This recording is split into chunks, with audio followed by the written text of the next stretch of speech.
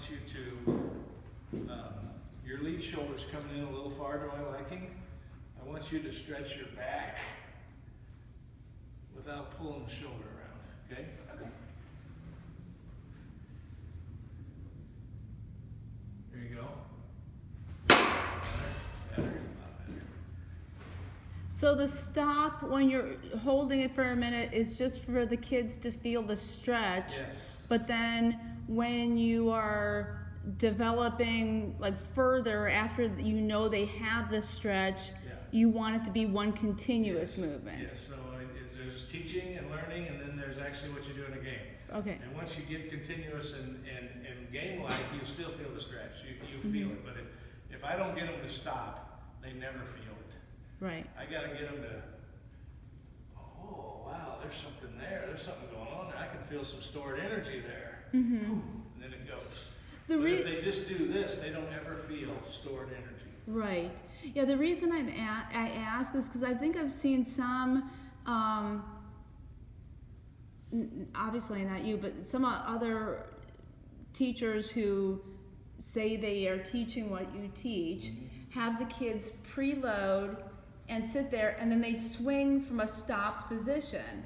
But that doesn't seem like, when you say it's all continuous and the move that you were showing is like the on and around and on, and it's all continuous, that doesn't seem consistent with having them load and then just go straight forward. And stop, but then go forward. Yeah, it's just they're waiting for the ball in that already loaded position, and then their move is just the snap. Yes.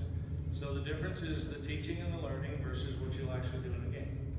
So if I don't get them to stop here and to feel the stretch around their leg and feel the stretch in their body, they'll never know what they're looking for in a game, okay?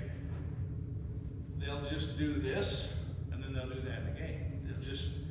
You'll use momentum. We've got to find what stretch feels like, okay? So this is what it feels like when I'm learning.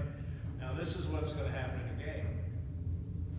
I'm still moving the whole time, but I'm stretching the whole time, okay? I'm still moving, but my moving is stretching me. It's not just moving me. Are you Am I answering okay? your question? Yeah, are you okay then when they're still learning this to go in a game with it just sitting there and then all you're doing is... Yeah, I'm okay with that as they're learning. Okay. I would rather see that than have them use momentum.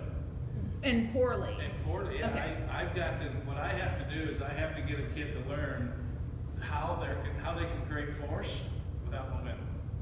How you can really create big time force by just stretching and holding it, and then let the stretch snap. Okay. Okay? And if they can do that in a game, fine.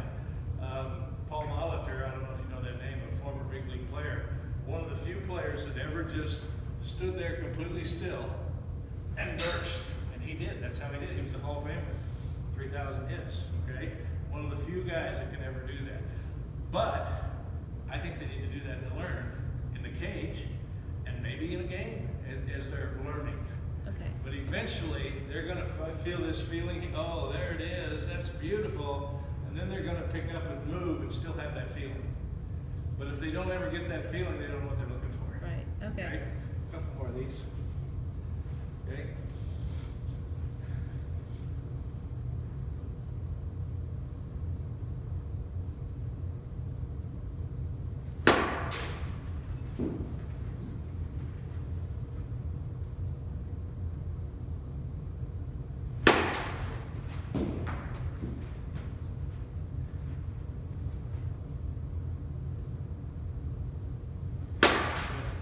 Okay, so we've done command, we've done stretch and fire.